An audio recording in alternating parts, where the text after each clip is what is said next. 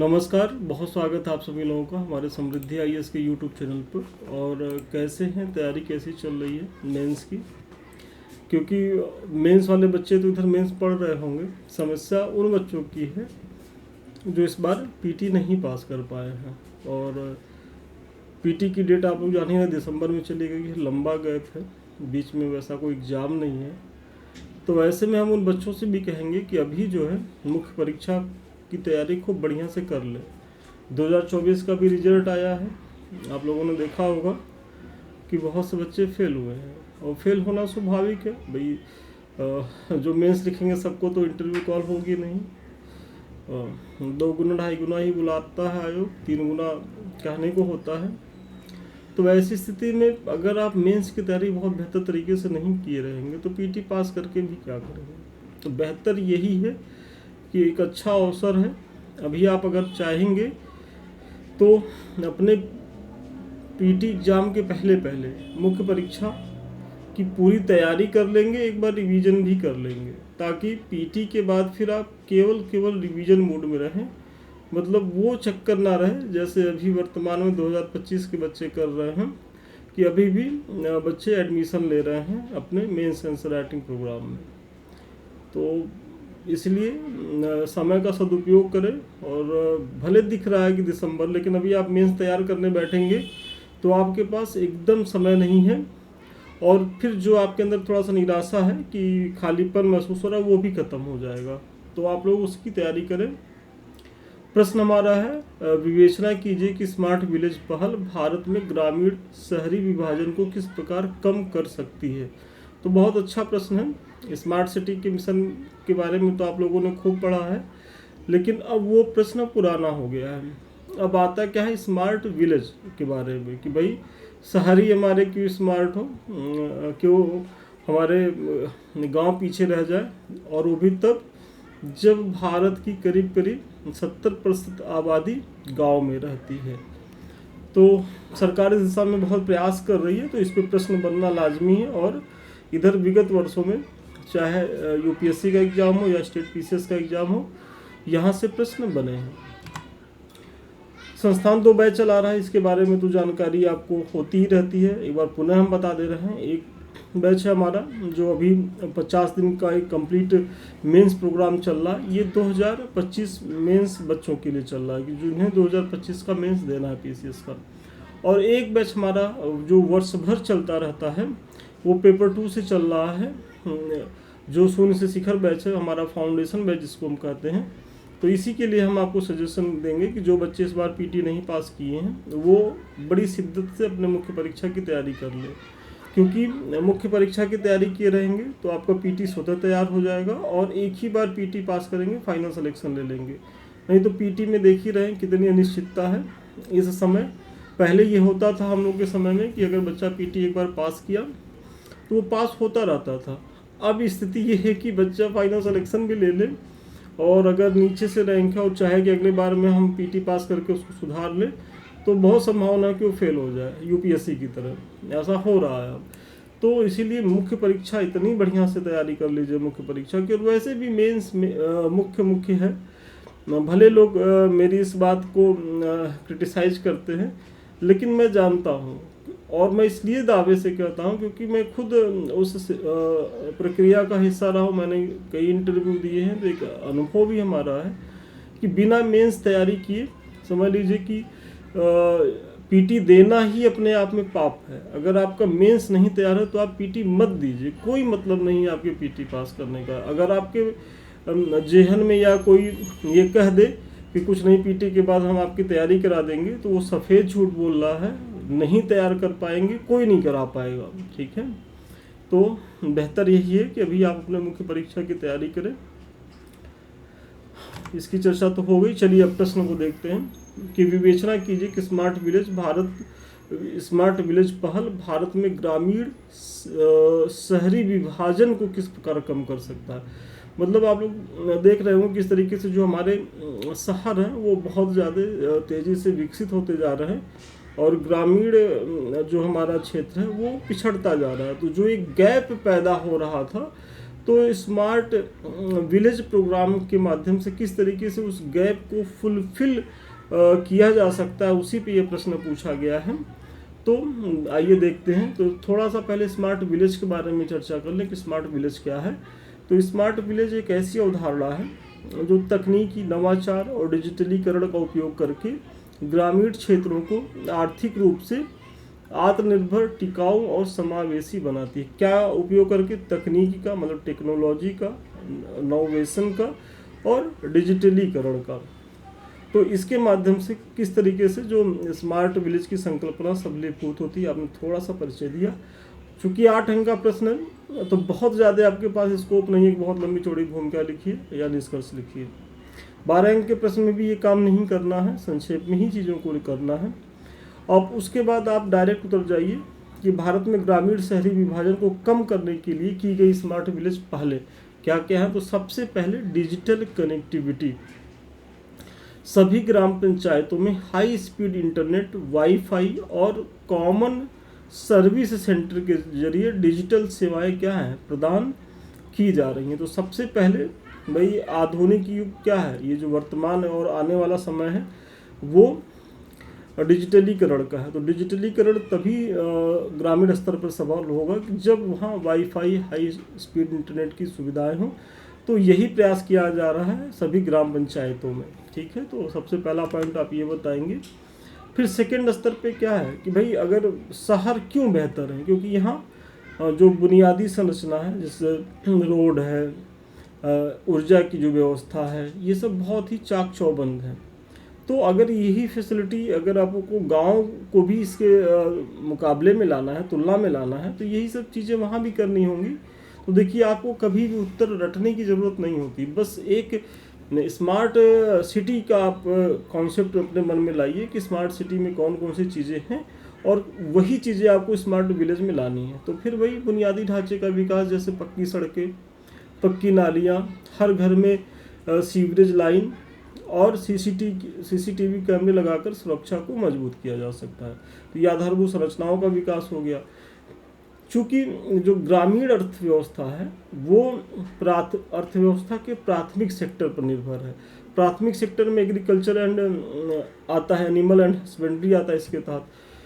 तो ऐसे में इसे उन्नत करने की आवश्यकता है, मतलब स्मार्ट कृषि, जैसे किसानों को स्मार्ट सिंचाई, मृदा परीक्षण, कीट पूर्वानुमान और ड्रोन जैसी तकनीकी के माध्यम से कृषि को बढ़ावा दिया जाए। मतलब जो हमारे किसान परंपरागत रूप से कृषि करते थे उसको हटा करके क्या करना है, अब वो उन्हें स्मार्ट कृषि की तरफ उन्मुख करना है। उसमें क्या होगा कि स्मार्ट सिंचाई की व्यवस्था की जाए। स्मार्ट सिंचाई में आप उदाहरण दे सकते हैं ड्रिप सिंचाई का, स्प्रिंकलर सिंचाई का। तमाम सिंचाई के बारे में मैंने पीछे के वीडियोज में चर्चा भी करी है, तो आप उसको दिखा सकते हैं। फिर जो मृदा परीक्षण की बात है कि भाई किस मृदा में किस तरीके की कंपोजिशन है और उसमें कितने मात्रा में खाद की ज़रूरत है और कौन सा फसल इस मृदा में बेहतर तरीके से उत्पादित किया जा सकता है। तो ये सारी चीज़ें यदि आप जानते रहेंगे तो आप छोटे से भी खेतों में बहुत अच्छा जो है वो फसल पैटर्न अपना करके अपनी आर्थिक स्थिति को सुधार कर सकते हैं। फिर आप प्रोडक्शन तो कर ले रहे हैं लेकिन इसके विपणन की भी व्यवस्था होनी चाहिए। तो विपणन कैसे आप करेंगे, तो ई नाम जैसे प्लेटफॉर्म किसानों को बाजार से जोड़ते हैं जो ऑनलाइन एग्रीकल्चर ट्रेडिंग को बढ़ावा देते हैं।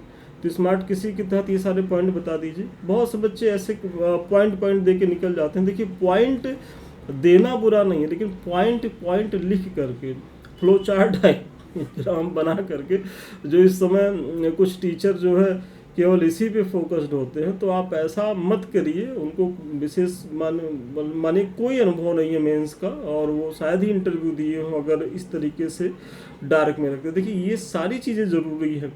आप फ्लो चार्ट डायग्राम बनाइए, आपको बनाना पड़ेगा, लेकिन आप सोचिए कि सारा उत्तर उसी पे और एक एक लाइन ऐसे लिख करके नंबर पा जाएंगे, तो नहीं। जहाँ ज़रूरत होगी आपको एक्सप्लेन करना होगा। जो अगर कहीं आप दावा कर रहे हैं तो दावे के पीछे का आपको प्रमाण बताना होगा। मतलब उदाहरण यदि आप नहीं दे रहे हैं तब समस्या है, नहीं तो कोई भी पीटी पास किया हो बच्चा ये सारी चीज़ें तो जान ही रहा कि स्मार्ट कृषि। अब स्मार्ट कृषि में आपको आगे बताना ना कि सिंचाई के लिए क्या तकनीकी, ड्रोन तकनीकी हम कैसे अपना रहे हैं। फिर मृदा का जो परीक्षण कर रहे हैं तो उसमें जो फसल का जो हम पैटर्न अपनाएंगे मृदा के फसल के अनुरूप, जब तक इतनी सारी चीज़ें आप नहीं लिखेंगे तब तक अंक नहीं पाएंगे।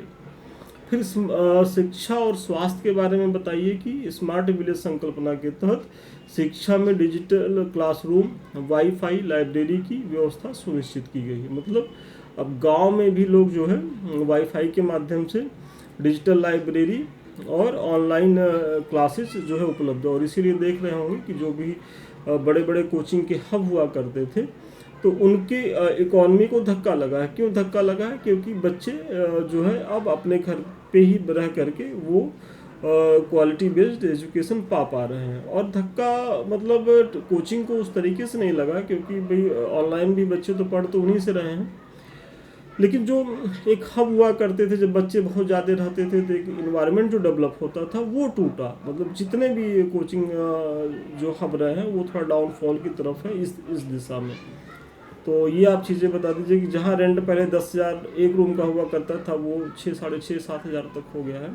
तो ये ऑनलाइन एजुकेशन की ही देन है कि अब जो रिमोट एरिया के बच्चे हैं जो नहीं अफोर्ड कर सकते थे दिल्ली या कोटा या इस तरीके के जो बड़े बड़े कोचिंग संस्थानों के जहाँ हब है, वो अपने घर से ही गुणवत्तापूर्ण शिक्षा पा रहे हैं और सफल भी हो रहे हैं। अभी हमारे मतलब संस्थान के बच्चों का जो इंटरव्यू कॉल चल रहा है, विश्वास माने कि कहाँ कहाँ से बच्चे संपर्क कर रहे हैं। कुछ तो हमारे संस्थान से पास हुए हैं, कुछ ऐसे भी बच्चे जो हमसे यूट्यूब से जुड़े हुए हैं और उनको लगता है कि सर हमें गाइड करें, तो हम बिल्कुल उनको गाइड कर रहे हैं। तो कोई अमरोहा से फ़ोन कर रहा है, तो कोई बलिया से फ़ोन कर रहा है, तो अच्छा लग रहा है कि मतलब इतनी विविधतापूर्ण चीज़ें हैं ये ऑनलाइन प्रक्रिया के माध्यम से कि हम वहाँ भी पहुँच गए हैं। फिर इसी तरह स्वास्थ्य के तहत टेलीमेडिसिन, मतलब आप शिक्षा तो पीछे बताया आपने, स्वास्थ्य को बताइए कि टेलीमेडिसिन स्मार्ट स्वास्थ्य केंद्रों के माध्यम से उच्च गुणवत्ता वाले स्वास्थ्य सुविधाओं जो है वो प्रदान की जा रही हैं। फिर ऊर्जा और पर्यावरण बहुत ज़रूरी चीज़ें हैं कि भाई अगर आप परंपरागत ऊर्जा के स्रोतों पर निर्भर रहेंगे तो फिर काहे को आप स्मार्ट। तो यहाँ भी आप देखेंगे अपने ग्रामीण अगर क्षेत्रों में आप जाएंगे तो वहाँ लगभग प्रत्येक गांव में 3, अगर छोटा गांव हो तो 3-4, बड़ा गांव हो तो 10-12 बड़े बड़े सोलर लैंप लगाए गए हैं कि रात में पूरी उसकी रोशनी से नहाए रहते हैं। और हर घर पे सोलर पैनल लगाने की व्यवस्था सरकार कर रही है ताकि उनकी ऊर्जा आवश्यकताएं जो हैं वो ग्रीन और क्लीन एनर्जी के माध्यम से पूरी हो सके और जो परंपरागत ऊर्जा के साधन है उस पर निर्भरता भी घटाई जा सके। तो ये सारी चीज़ें आप बता दीजिए। और उसके बाद जल संरक्षण के लिए क्या हो रहा है कि रेन वाटर हार्वेस्टिंग की जा रही है। मतलब जो ग्रामीण विलेज की संकल्पना है उसमें उसके आसपास तालाबों का निर्माण हो रहा है। अमृत सरोवर का आप यहाँ उदाहरण दे सकते हैं। तो खैर अमृत सरोवर तो प्रत्येक जिले में है, लेकिन यहाँ भाई जो बना हो तो भी किसी गांव में ही बना होगा। शहर में तो इतना जगह है नहीं कि तालाब बन जाएगा। तो ऐसे में जो वर्षा जल संरक्षण का प्रयास किया जा रहा है जिससे वाटर लेवल की जो समस्या बहुत भयावह होती जा रही है, तो उसके रोकथाम के लिए भी प्रयास है। क्योंकि भाई जो मूलभूत आवश्यकता है तो उसमें जल भी बहुत, पेयजल, तो शुद्ध पेयजल की आपूर्ति कैसे होगी जब वाटर लेवल बैलेंस बना रहे। फिर अपशिष्ट प्रबंधन भी, ऐसा नहीं है कि शहर में भाई जिस तरीके से कूड़े का निस्तारण हो रहा है वैसे गांव में भी प्रयास किया जा रहा है कि जो गांव के कचरे से जो खाद बनाई जाए, फिर सीवरेज ट्रीटमेंट प्लांट जो लगा करके जो जल है उसका पुनर्चक्रण किया जाए और उसको अन्य गतिविधियों में जैसे सिंचाई के साधनों में उसका प्रयोग किया जाए। तो इस तरीके के प्रयास जो है गांव स्तर पे हो रहे हैं। और इतने सारे पॉइंट आपको बताने हैं। देखिए ये सब प्रश्न जब आते हैं ना तो बच्चा बहुत खुश हो जाता है कि बड़ा अच्छा प्रश्न आ गया, इसको तो हम लिख के आएंगे। लेकिन जब लिखता है तो 3-4 पॉइंट में ही उसके सांस फूलने लगते हैं। कारण ये होता है कि उसको फिर याद नहीं आते हैं।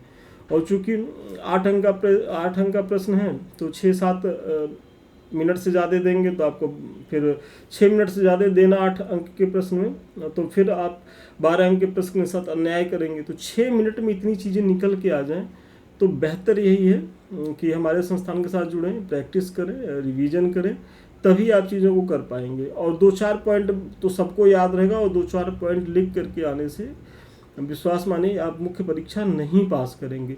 क्योंकि आप 4 पॉइंट लिख के सोच रहे होंगे कि हमको 8 में 4 नंबर मिल जाए और उसी जगह 7-8 पॉइंट कोई लड़का लिखा है तो वो पाएगा ना 4, 4.5, 5 नंबर। आप तो 2.5-3 नंबर में रह गए। और मुख्य परीक्षा में तो 1-1 नंबर के लिए किस तरीके से रैंक डिसाइड होती है, तो ये सारी चीज़ों को ध्यान रखना है।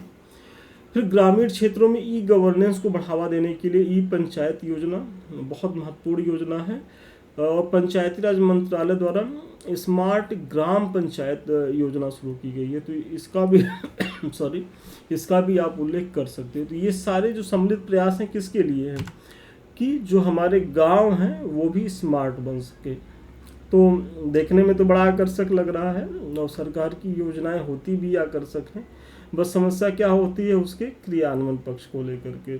आप लोग देख ही रहे होंगे कि सांसद आदर्श ग्राम योजना का क्या हाल हुआ, जोर शोर से आया था कि अब तक तो कितने गांव जो है वो गोद लेकर के बहुत ही बेहतर हो चुके होते, लेकिन वही ढाक के 3 पात कि बस योजनाएं हैं, घोषणा हो गई। तो लेकिन अगर इसको सही दिशा में क्रियान्वित किया जाए तो वाकई में जो गांव और शहर में जो तकनीक का या इकोनॉमी का जो बहुत ज़्यादा गैप होता जा रहा है कि मतलब शहरी क्षेत्र को लोग इंडिया कहते हैं और ग्रामीण क्षेत्रों को भारत, तो उस गैप को भरने में बहुत ही कारगर ये प्रोग्राम हो सकता है।